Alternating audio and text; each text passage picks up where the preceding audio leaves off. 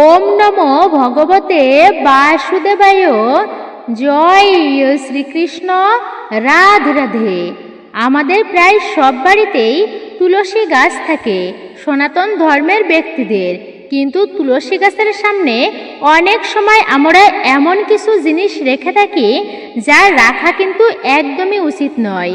আমরা বিশেষ করে সেই জিনিসগুলি রেখে থাকি যা দারিদ্রতা ও অমঙ্গল আমাদের সংসারে বা পরিবারে জীবনে ডেকে আনে। এমন সময় হয় কি, বাড়িতে সব ধরনের নিয়ম মেনে চললেও কিন্তু অশান্তি কিছুতেই কমছে না, বরং দিন দিন অশান্তির পরিমাণ বেড়েই চলেছে। দুঃখ কষ্ট যেন পিছনই ছাড়ছে না। আবার অনেক সময় এমনটাও হয় যে কোনো কাজ প্রায় শেষ হয়ে গিয়েছে বা শেষ হওয়ার মুহূর্তে বাধাপ্রাপ্ত হচ্ছে, তারপরেও দেখা যায় দিনের শুরুটা কিন্তু খুবই সুন্দর কাটলো, কিন্তু দিনের মাঝামাঝি বা শেষটা অশান্তিতেই ভরে গেল। এইরকম কেন হচ্ছে আপনারা কি একবার ভেবে দেখেছেন? এর কোনো কুল কিনারা পাওয়া যায় না, কিন্তু এমনও হয়। তো বলা হয়েছে ভুল করেও আপনারা এই পবিত্র ফাল্গুন মাসে ভুলেও তুলসী গাছে এই দিনে আপনারা জল অর্পণ করবেন না। তুলসী পত্র আপনারা এই দিনগুলিতে ভুলেও তুলবেন না। ভুল করেও কিন্তু তুলসী পত্র ছিঁড়বেন না এবং স্পর্শ করবেন না এই বিশেষ দিনগুলিতে। তুলসী পত্র তোলার বিশেষ নিয়ম। বাড়িতে তুলসী গাছ শুকিয়ে গেলে আপনারা কি করবেন? কোন দিকে তুলসী গাছ লাগানো অত্যন্তই শুভ বলা হয়েছে, আর ভুলেও কোন দিকে আপনি তুলসী গাছ রোপণ করবেন না, এবং তা অত্যন্তই ক্ষতির সম্মুখীন হতে পারে। সংসারে দারিদ্রতা আসতে পারে এর ফলে আপনাদের জীবনে। তুলসী দেবীর বিশেষ মাহাত্ম্য কথা বর্ণিত হয়েছে শাস্ত্রে, যা একটি বারের জন্য হলেও শ্রবণ করলে তৎক্ষণাৎ সম্পূর্ণ পাপ তা দূরীভূত হয়ে যায় ভক্তি মনে, যদি কেউ শ্রবণ করে থাকে। শ্রবণাম মঙ্গলম। আজকের ভিডিওতে অনেক গুরুত্বপূর্ণ তথ্যসমূহ থাকছে যা আপনারা জানতে পারবেন, তাই বিশেষ করে আপনারা শ্রবণ করবেন ভক্তি সহকারে। তুলসী গাছের আশেপাশেও এই জিনিসগুলি আপনারা রাখবেন না, ভুল করেও করবেন না এই মাসে এই কাজগুলি। তুলসী বৃক্ষের কাছে আপনারা কোন সময়ে প্রদীপ অর্পণ করবেন এবং প্রদীপের মুখ কোন দিকে হবে, তুলসী বৃক্ষ কোন দিকে রোপণ করা অত্যন্তই শুভ হবে আপনাদের জন্য এই মাসে, আপনারা জানতে পারবেন। আজকের ভিডিওটি অত্যন্তই গুরুত্বপূর্ণ হতে চলেছে আপনাদের জন্য। নমস্কার, আমি দীপা। দেশ ও দেশের বাইরে থেকে যে সকল দর্শকেরা এই মুহূর্তে ভিডিওটি অন করেছেন তাদের প্রত্যেককে সুস্বাগত জানাই রায়কিশোরী দীপা অর্থাৎ সনাতন ধর্মীয় তথ্যমূলক চ্যানেলে। আমি সর্বদাই চেষ্টা করি সনাতন ধর্মের এরকমই সকল গুরুত্বপূর্ণ বিষয়গুলি আপনাদের সামনে উপস্থাপন করতে, শেয়ার করতে। আসুন কিছুক্ষণ সময় প্রত্যেকে একসঙ্গে ধৈর্য ধরে আজকের এই গুরুত্বপূর্ণ বিষয়ে আমরা বিস্তারিতভাবেই জেনে নিই। ভিডিওটি শুরু থেকে শেষ পর্যন্ত মনোযোগ সহকারে ও ভক্তি সহকারে শ্রবণ করে থাকলে বিনীত অনুরোধ করছি ভিডিওতে একটি লাইক করবেন এবং কমেন্টে অবশ্যই আপনার মতামত জানাবেন। কমেন্টে জয় মা লক্ষ্মী দেবীর জয়, জয় তুলসী মহারানীর জয়, অথবা আপনার গুরুদেবের নামটি একটি বারের জন্য হলেও লিখে জানাবার জন্য বিশেষভাবে অনুরোধ রইল। আর আপনি যদি আমাদের চ্যানেলের নতুন দর্শক হয়ে থাকেন, বিনীত অনুরোধ করছি চ্যানেলটি সাবস্ক্রাইব করবেন, পাশে থাকার নোটিফিকেশন বেল আইকনটি অবশ্যই অল করে দিবেন। আপনি উপকৃত এবং সমৃদ্ধ হবেন এই ভিডিও থেকেই। তাহলে চলুন প্রবেশ করি আজকের মূল ভিডিওতে। ভিডিওটি টেনে টেনে দেখবেন না, সম্পূর্ণ শুরু থেকে শেষ পর্যন্ত দেখুন, নতুবা মূল্যবান বিষয়গুলি বাদ পড়ে যেতে পারে। ব্রহ্ম বৈবর্ত পুরাণ মতে তুলসী নামে গোলকে শ্রীকৃষ্ণ প্রিয়া শ্রী রাধিকার এক সহচরী ছিলেন। শ্রী রাধিকা তাকে মানবজনী গ্রহণের অভিশাপ দেন। যখন তুলসী শ্রীকৃষ্ণের শরণাপন্ন হন, শ্রীকৃষ্ণ তুলসীকে বললেন যে তুলসী মানব জন্ম গ্রহণ করলে তপস্যা বলে নারায়ণের অংশ লাভ করবেন তিনি। শাপ হেতু তুলসী জগতে ধর্মরাজ নামে রাজার ও স্ত্রী মাধবী দেবীর কন্যা রূপে জন্মগ্রহণ করেন। তুলসী অতুলনীয় রূপ লাবণ্যের অধিকারিণী হন। পরে তুলসী বনে গিয়ে ব্রহ্মার তপস্যায় নিমগ্ন হন। ধ্যানে ব্রহ্মা খুবই সন্তুষ্ট হন ও তুলসীকে অভীষ্ট বর প্রার্থনা করতে বলেন। তুলসী নারায়ণকে পতি রূপে লাভের বর প্রার্থনা করেন। ব্রহ্মা বললেন যে তুলসী দানবরূপী শঙ্খচূড়কে বিবাহ করলেই নারায়ণ প্রাপ্তি সম্ভব হবে। নারায়ণের আশীর্বাদে তুলসীর বৃক্ষরূপে জন্ম হবে। বিশ্ব পাবকে ও তুলসী পূজিত হবে। তুলসী ব্যতীত নারায়ণ বা ভগবান শ্রীকৃষ্ণের পূজা বিফল হবে। তদনুসারে শঙ্খচূড়ের সাথে তুলসীর বিবাহ হয়। শঙ্খচূড় স্বর্গ রাজ্য অধিকার করে। তুলসীর সতীত্ব হানি না হলে শঙ্খচূড় পরাজিত হবে না ও স্বর্গরাজ্য উদ্ধার সম্ভব নয়। নারায়ণ স্বয়ং শঙ্খচূড়ের বেশে তুলসীর সতীত্ব হানি করেন। তারপর শঙ্খচূড় নিহত হয়। তুলসী তা টের পেয়ে নারায়ণকে পাষাণ হওয়ার অভিশাপ দেন। ফলে নারায়ণ পাষাণ হয়, যাকে নারায়ণ শিলা বা শালগ্রাম শিলা বলা হয়। নারীর সতীত্ব অসাধারণ শক্তির উৎস। শাস্ত্রে তার বহু দৃষ্টান্ত রয়েছে।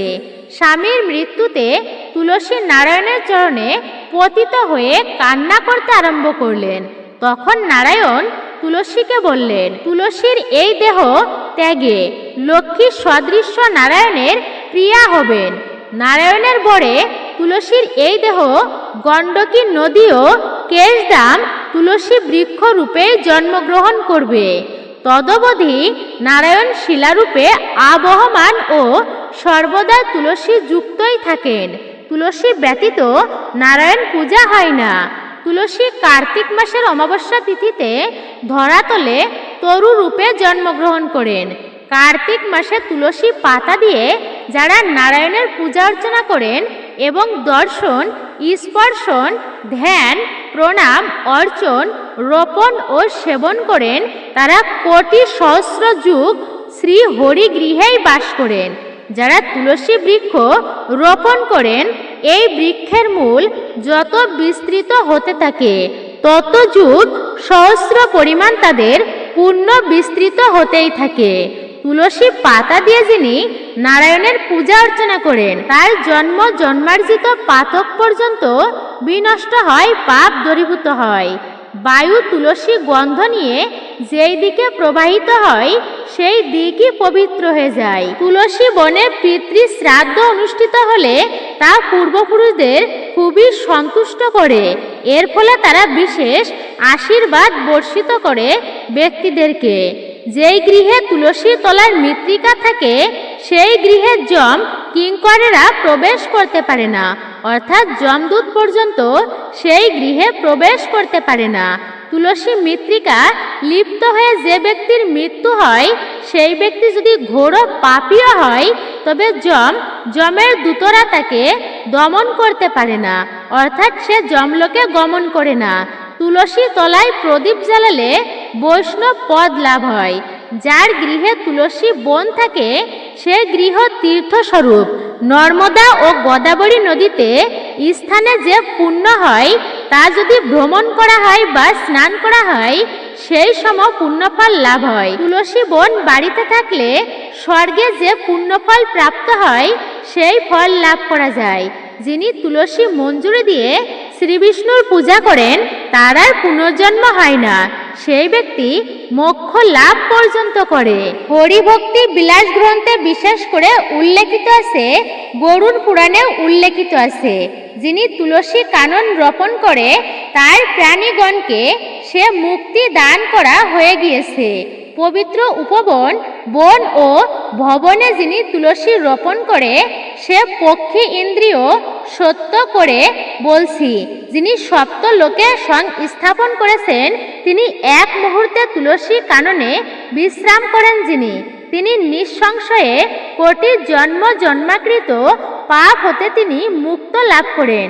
যিনি নিত্য নিত্য শ্রী বিষ্ণুর সহস্র নাম পাঠ করতে থাকেন, তুলসী কানন প্রদক্ষিণ করেন যিনি, তিনি 10 সহস্র যজ্ঞের ফল লাভ করতে পারেন। তুলসী মাহাত্ম্য বিষয়ে কাশিরাম দাসের মহাভারতে একটি কাহিনী এইভাবে উল্লেখিত আছে যে একবার দেবর্ষি নারদের উপদেশ অনুযায়ী সত্যভামা একটি ব্রত পালন করেছেন। ব্রত পালনের শেষে বলা হয়েছিল যে শ্রীকৃষ্ণকে তুলাদণ্ডের একদিকে বসিয়ে অপরদিকে ধনরত্ন চাপিয়ে শ্রীকৃষ্ণের সমান ওজনের ধনরত্ন নারদ মুনিকে দান করতে হবে। কিন্তু যতই ধনরত্ন পাল্লায় চাপানো হোক না কেন, তা কিছুতেই শ্রীকৃষ্ণের ওজনের সমানই হচ্ছে না, বরং তা কম হয়ে যাচ্ছে। ক্রমে শ্রীকৃষ্ণের অন্যান্য মহিষী যেমন রুক্মিণী, কালিন্দী, নাগ্নজিতি, জাম্ববর্তী প্রমুখ অন্যান্যদের ধনরত্ন দেওয়া হলো, কিন্তু তবুও দাড়িপাল্লায় তা কৃষ্ণের সমান হলো না। এরপর দ্বারকাবাসীরাও যার যা কিছু ছিল সব শ্রীকৃষ্ণের বিপরীত পাল্লায় চাপালো, কিন্তু তবুও সমান হলো না, বরং তা কমই পড়ে যাচ্ছে। তখন সত্যভামা কি করবেন তা ভেবে না পেয়ে তিনি কাঁদতে কাঁদতে আকুল হলেন। অবশেষে উদ্ভবের কথা মতো তিনি একটি কাজ করলেন। তখন সেই তুলাদণ্ডে একটি তুলসী পাতার মধ্যে কৃষ্ণ নাম লিখে দিতেই পাল্লা নড়ে উঠে শ্রীকৃষ্ণের সমানই হলো, যা উদ্ভবের থেকে তিনি শুনেছিলেন। সেই থেকে বোঝা যায় যে তুলসীর মাহাত্ম্য কতখানি। তুলসী মঙ্গলজনক প্রভাবের জন্যই বৈশাখ মাসে নিয়মিত তুলসী বৃক্ষে জলদান ও কার্তিক মাসে তুলসী বৃক্ষ নিয়ে প্রদীপ নিবেদনের রীতি রয়েছে। ভগবান শ্রীকৃষ্ণ তার মহিষী সত্যভামাকে বলেছিলেন, হে দেবী সত্যভামা, তুমি স্থির জানিও যে এক হরিতকি যেমন রোগসমূহ দূর করে, তদ্রূপ তুলসী দেবীও দারিদ্র, দুঃখ, রোগ, শোক ও সর্ববিধ পাপ ও আশু ধ্বংস করে দেয়। তাই তুলসী গীতা নামক শাস্ত্র গ্রন্থে ও বলা হয়েছে, যাকে দেখলে নিখিল পাপ সমূহ ধ্বংস হয়ে যায় দর্শনের ফলে, যাকে স্পর্শ করলে দেহ পর্যন্ত পবিত্র হয়, যাকে অভিনন্দন করলে রোগ রাশি বিদূরিত হয়, যার সিক্ত জল স্পর্শ করলে অন্তক ভয় বিদ্যমান থাকে না, যাকে রোপণ করলে ভগবান শ্রীকৃষ্ণের প্রত্যাশক্তি জন্মে, যাকে শ্রীকৃষ্ণের চরণে অর্পণ করলে মুক্তি ফল লাভ হয়, সেই তুলসী দেবীকে নমস্কার। যেমন জনকনন্দিনী সীতা ত্রৈলোক্যনাথ রামচন্দ্র রূপী বিষ্ণুর প্রেয়সী, বিষ্ণুর অত্যন্তই বল্লভা বলা হয়েছে। অগস্ত্য সংহিতায় বলা হয়েছে, যেমন জনকনন্দিনী সীতা ত্রৈলোক্যনাথ রামচন্দ্র রূপী বিষ্ণুর প্রেয়সী, সেই রূপ সর্বলোকে পাবনী তুলসী দেবীও বিষ্ণুর অত্যন্তই বল্লভা। যেমন বিবিধ ফুল গাছ পরিবৃত তুলসী বন থাকে যেখানে, শ্রী রামচন্দ্র তথায় সীতা সহ বাস করেন সেখানে। গঙ্গার চারিদিকে এক ক্রোশ স্থান যেমন পবিত্র, তেমনি তুলসী কাননের চতুর্দিক এক ক্রোশ স্থানও পবিত্র।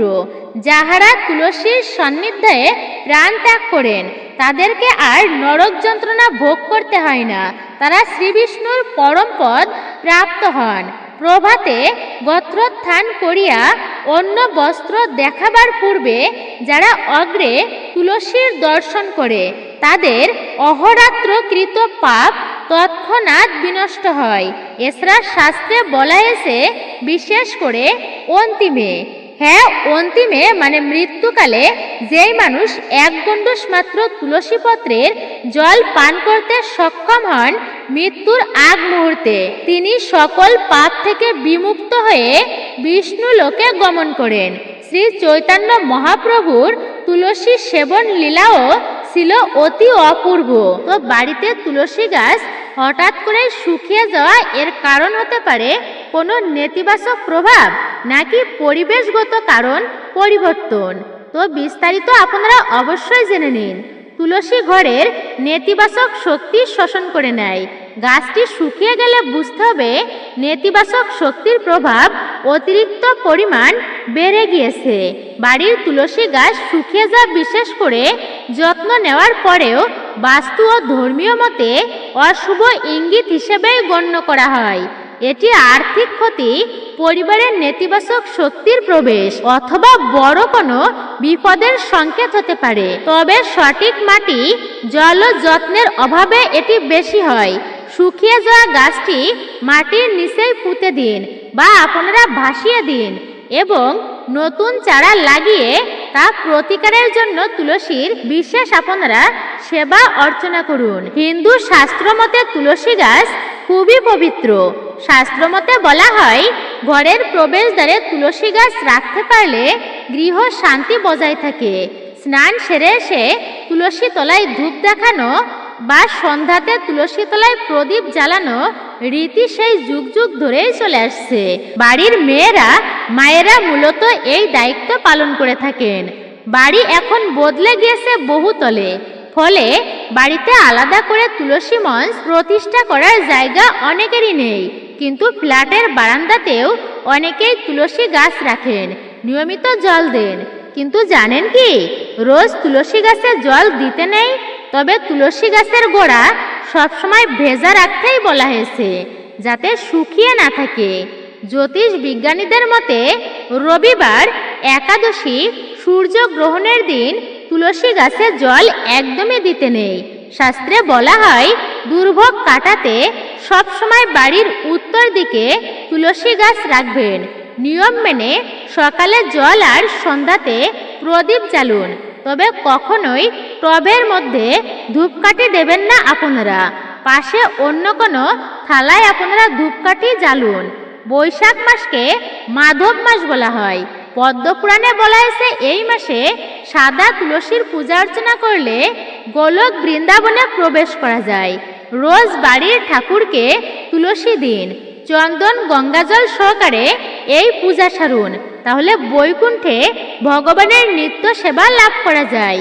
বৈশাখ, কার্তিক আর মাঘ মাসে প্রাতঃ স্নান করার পরামর্শ দেওয়া হয়। সূর্য উদয়ের 48 মিনিটের মধ্যে স্নান করতে পারলে তা খুবই শুভ। হিন্দু ধর্ম বিশ্বাস অনুসারে তুলসী গাছে দেবী লক্ষ্মীর বাস। স্বাস্থ্যের গুণগত দিক থেকেই তো বটেই, বাস্তু এবং জ্যোতিষ মতে অত্যন্তই পবিত্র এই গাছটি। তুলসী ঘরের পবিত্রতা ও ইতিবাচক শক্তির প্রতীক বটে। তবে বাস্তুশাস্ত্র অনুযায়ী তুলসী গাছের আশেপাশে কিছু জিনিস রাখলে ঘরে অশান্তি, অর্থহানি এবং মানসিক চাপ বৃদ্ধি পেতে পারে। তাই আপনারা ভুলেও এই 7টি জিনিস তুলসী গাছের আশেপাশেও রাখবেন না। প্রথমত হচ্ছে ঝাড়ু বা ময়লা আবর্জনা। বাস্তুমতে তুলসী গাছের কাছে কখনোই ঝাড়ু বা কোনো ধরনের আবর্জনা রাখা উচিতই নয়। এটি অশুচি শক্তি আকর্ষণ করে এবং তুলসীর পবিত্রতা নষ্ট করে। ফলে ঘরে নেতিবাচক শক্তি বৃদ্ধি পায় ও সৌভাগ্যে বাধাগ্রস্ত হয়। এর পরবর্তী হচ্ছে জুতা। তুলসী দেবীকে অত্যন্তই পবিত্র মানা হয়।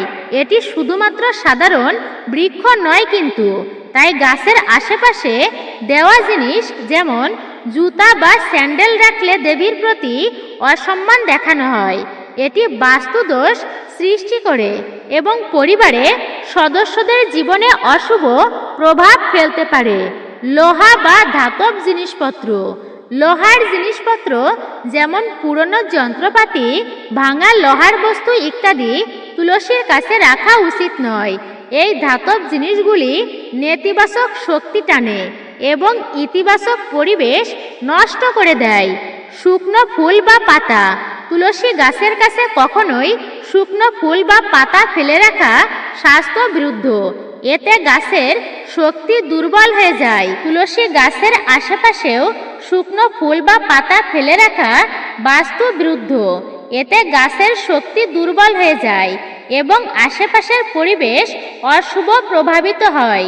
প্রতিদিন আশেপাশের জায়গা পরিষ্কার রাখা অবশ্যই উচিত। দুগ্ধ বা তেলের জিনিস। দুগ্ধ, তেল বা খাবারের অংশ অবশিষ্ট তুলসীর কাছে রাখা সম্পূর্ণই নিষিদ্ধ। এতে পোকামাকড় আকৃষ্ট হয় এবং গাছের মূল নষ্ট হতে পারে। ভাঙা মূর্তি বা ছবি, যদি তুলসীর কাছে কোনো ভাঙা মূর্তি বা ফাটা ছবি অর্থাৎ দেবমূর্তির কোনো ছবি বা আপনারা দেবমূর্তি ভাঙা তা যদি রেখে থাকেন, তা দ্রুতই সরিয়ে ফেলতে হবে। বাস্তুমতে ভাঙা দেবমূর্তি অশুভ শক্তির আবাস তৈরি করে, যা ঘরে অশান্তি ও আর্থিক ক্ষতি ডেকে আনে। আগাছা বা শুকনো গাছপালা, তুলসী গাছের আশেপাশে আগাছা বা শুকনো গাছপালা থাকলে তা তুলসীর বৃদ্ধি বাধা পায়। এগুলো নেতিবাচক শক্তি ধরে রাখে এবং ঘরের শুভ শক্তি নষ্ট করে ফেলে, তাই অবশ্যই এগুলি রাখা উচিত নয়। এর পরবর্তী হচ্ছে তুলসী গাছের কাছে ভেজা কাপড় চোপড়। যে কোনো ভেজা কাপড় আপনারা তুলসী গাছের আশেপাশেও রাখবেন না। ভেজা কাপড় শুকাতে দেওয়ার সময় লক্ষ্য রাখবেন যেন সেখানে তুলসী গাছ না থাকে। এর ফলে বাড়িতে প্রচুর পরিমাণে নেগেটিভ এনার্জি প্রবেশ করে এবং বাড়ির পরিবেশকে অশান্তিময় করে তোলে। এবার আপনারা জানবেন বাড়িতে কোন দিকে তুলসী গাছ রাখবেন, তা অত্যন্তই শুভ হবে আপনাদের জন্য। উত্তর বা পূর্ব দিকে, উত্তর পূর্ব দিকে তুলসী গাছ জন্মানো শুভ। নিশ্চিত করুন তুলসী গাছ পর্যাপ্ত সূর্যালোক বা বাতাস পাচ্ছে কিনা। তুলসী গাছ যেখানেই রাখা হোক না কেন তার চারপাশের জায়গাটা যেন পরিষ্কার থাকে। ডাস্টবিন, জুতা এবং ঝাড়ু কখনোই তুলসী গাছের সামনে রাখা উচিত নয়। তুলসী গাছের সঙ্গে কখনোই আপনারা ক্যাকটাস বা কাঁটাযুক্ত গাছ ভুলেও রাখবেন না। এটি দুর্ভাগ্য নিয়ে আসে মানুষের জীবনে। অবশ্যই তুলসী গাছ আপনারা ভুল করেও কিন্তু দক্ষিণ দিকে রোপণ করবেন না, কারণ এটিকে যমরাজের দিক বলেই বিবেচিত করা হয়। আপনারা উত্তর, পূর্ব বা উত্তর দিকে তুলসী গাছ রোপণ করতে পারেন, অত্যন্তই শুভ হবে আপনাদের জন্য। তুলসীর বিশেষ প্রতিকার, জ্যোতিষ শাস্ত্র অনুসারে একটি পিতলের পাত্রে জল ভরে তাতে 4 থেকে 5টি তুলসী পাতা রেখে আলাদা রাখুন আপনারা এই ফাল্গুন মাসে। এভাবে সারা রাত রেখে দিন এবং সকালে প্রধান দরজায় জল ছিটিয়ে দিন। এতে আপনার ঘর থেকে অশুভ শক্তি দূরীভূত হবে। বৃহস্পতিবার তুলসী গাছে আপনারা কাঁচা দুগ্ধ নিবেদন করবেন, যা অত্যন্তই শুভ হবে এই ফাল্গুন মাসের বৃহস্পতিবার দিন। এতে ঘরে সুখ, শান্তি, সমৃদ্ধি আসবে এবং তুলসীর বিশেষ আশীর্বাদ পাওয়া যায় এর ফলে। আপনারা তুলসী পাতা কিভাবে তুলবেন? তুলসী পাতা কখনো নখ দিয়ে তুলতে নেই। তুলসী পাতা নখ দিয়ে ভাঙা বা নখ দিয়ে কাটা উচিত নয়।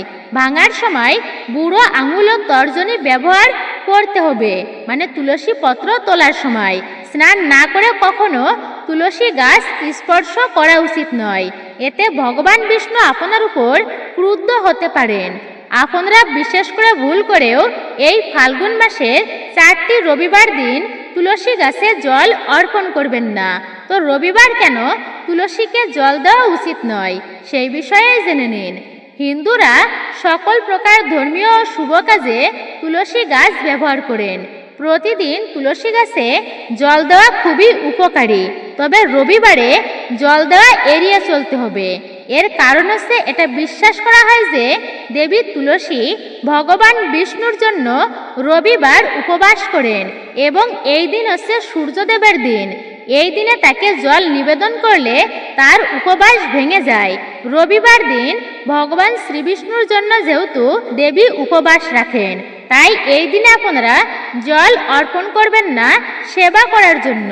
এমনটা বিশ্বাস করা হয় যে আপনি যদি রবিবার তুলসী গাছে জল নিবেদন করেন তাহলে আপনার বাড়িতে নেতিবাচক শক্তির বসবাস হয়।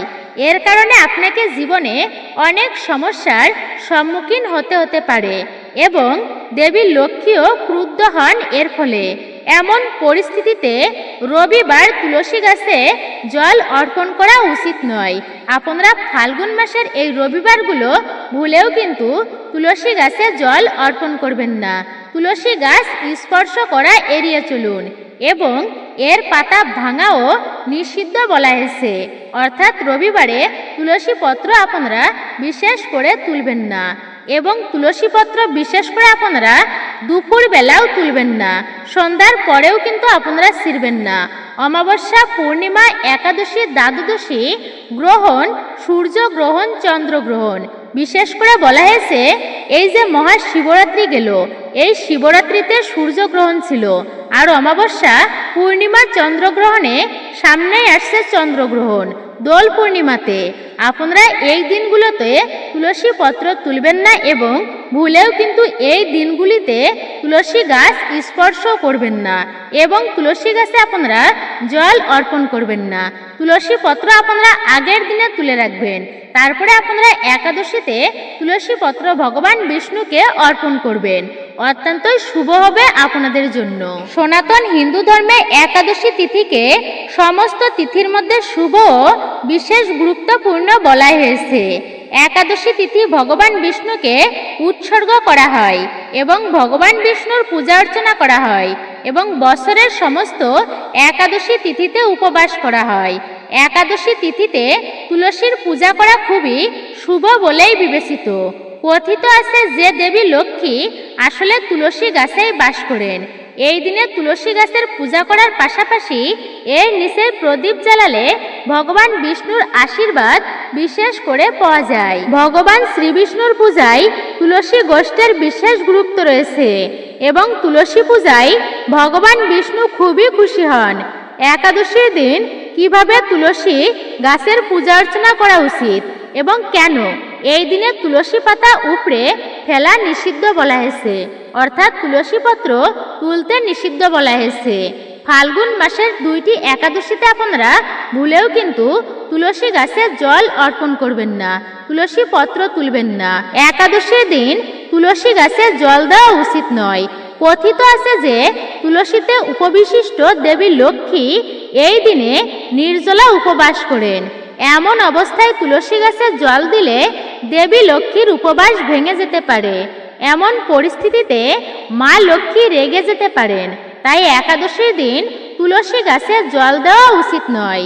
একাদশীর দিন তুলসী গাছ থেকে পাতা ছেঁড়াও উচিত নয়। আপনি যদি ভগবান বিষ্ণুর পূজার জন্য তুলসী পত্র নিতে চান, তাহলে বলা হয়েছে মাটিতে পড়ে থাকা তুলসী পত্র আপনি নিতে পারেন, কিন্তু আপনি চাইলে আগের দিনে তুলসী পত্র তুলে রাখতে পারেন। মনে রাখবেন, পুষ্প এবং তুলসী পত্র কখনোই কিন্তু বাসি হয় না। এই দিনে তুলসী পাতা ছেঁড়া উচিত নয়। এটি করলে ব্যক্তির শারীরিক ও মানসিক সমস্যার সৃষ্টি হতে পারে। পরিবারে অশান্তি, কলহ, ঝগড়া বিবাদ লেগে থাকতে পারে। একাদশীর দিন ভগবান বিষ্ণুর পূজায় তুলসী পাতা এবং তুলসীর ডাল নিবেদন করতে হবে। ভগবান বিষ্ণু এতে বিশেষভাবে সন্তুষ্ট হয়, ব্যক্তিদেরকে সুখ ও সমৃদ্ধি প্রদান করে। একাদশীর দিন পঞ্চামৃত তৈরি করার সময় অবশ্যই তাতে তুলসী পাতা আপনারা যোগ করবেন। একাদশীর দিন তুলসী গাছের নিচেই প্রদীপ জ্বালাতে হবে। এটি করাকে শাস্ত্রে অত্যন্তই শুভ বলা হয়েছে। একাদশীর দিন সন্ধ্যায় ভগবান বিষ্ণুর পূজা করার পর তুলসী গাছের নিচে একটি ঘিয়ের প্রদীপ জ্বালানো অত্যন্তই শুভ। শ্রীবিষ্ণু ও মা লক্ষ্মীর আশীর্বাদ পেতে এটি সাহায্য করে। এই দিনে তুলসীকে লাল চুন্ডি বা ওড়না পরিয়ে দিলে দেবী তুলসী অত্যন্তই প্রসন্ন হয়। একাদশীর দিন ভগবান বিষ্ণুকে তুলসী পাতা নিবেদন করতে হবে। তুলসী গাছ থেকে এই মঞ্জুরিগুলো যে কোনো দিন আপনারা নিতে পারেন, তবে ভুলেও কিন্তু একাদশীর দিন আপনারা তা তুলবেন না। রবিবারের দিন তুলসী মঞ্জুরিও তুলবেন না। সেগুলিকে আপনারা ভালো করে ধুয়ে শ্রীবিষ্ণুর চরণে নিবেদন করবেন। তবে এই বিশেষ দিনগুলির আগের দিনে আপনারা তুলে রাখবেন। একাদশী, অমাবস্যা, পূর্ণিমা গ্রহণ, চন্দ্রগ্রহণ, সূর্যগ্রহণ এবং বিশেষ করে বলা হয়েছে রবিবার দিন আপনারা তুলসী পত্র এবং তুলসী গাছ স্পর্শ করা থেকে আপনারা দূরে থাকবেন। বিশেষ করে অপবিত্র অবস্থায় মায়েরা আপনারা তুলসী গাছ স্পর্শ করবেন না। ভর দুপুরবেলা তুলসী পত্র তুলবেন না এবং ভর দুপুরবেলা তুলসীতে জল অর্পণ করবেন না। বিশেষ করে বলা হয়েছে ভোরবেলায় বা সকালবেলায় তুলসী বৃক্ষে জল অর্পণ করা, তার পূজা অর্চনা করা অত্যন্তই শুভ এবং সন্ধ্যাতে আরতি করা ও ভক্তি ভরে প্রণাম করা অত্যন্তই মঙ্গলজনক এবং কল্যাণকর বলা হয়েছে। আপনারা অবশ্যই এই নিয়মগুলো মেনেই চলবেন। আপনারা বিশেষ করে ওম নমো ভগবতে বাসুদেবায় এই মন্ত্রটি জপ করবেন। তুলসী প্রদক্ষিণ করবেন আপনারা 7 বার বা 11 বার যদি সম্ভব হয়, নতুবা আপনারা 3 বার প্রদক্ষিণ করতে পারেন। তুলসী প্রদক্ষিণের আগে অবশ্যই আপনারা হাতে 3 বার তালি দিয়ে তাই তুলসী মাকে জাগ্রত করে তাই আপনারা প্রদক্ষিণ করবেন। আপনার গৃহে শুকনো তুলসী গাছ কখনোই রাখবেন না, তা অশুভ বলেই বিবেচিত। বাড়িতে নানান রকম সমস্যা দেখা দেয় এর ফলে। তাই তুলসী গাছ শুকিয়ে গেলে যত তাড়াতাড়ি সম্ভব তার সম্মানের সহিত নদী বা পুকুরে ভাসিয়ে দিন। সেই শুকনো গাছের জায়গায় একটি নতুন তুলসী গাছ আপনারা রোপণ করবেন। বিশেষ করে বলা হয়েছে আপনারা শুক্রবার দিন তুলসী গাছ রোপণ করবেন। জয় শ্রীকৃষ্ণ, রাধে রাধে।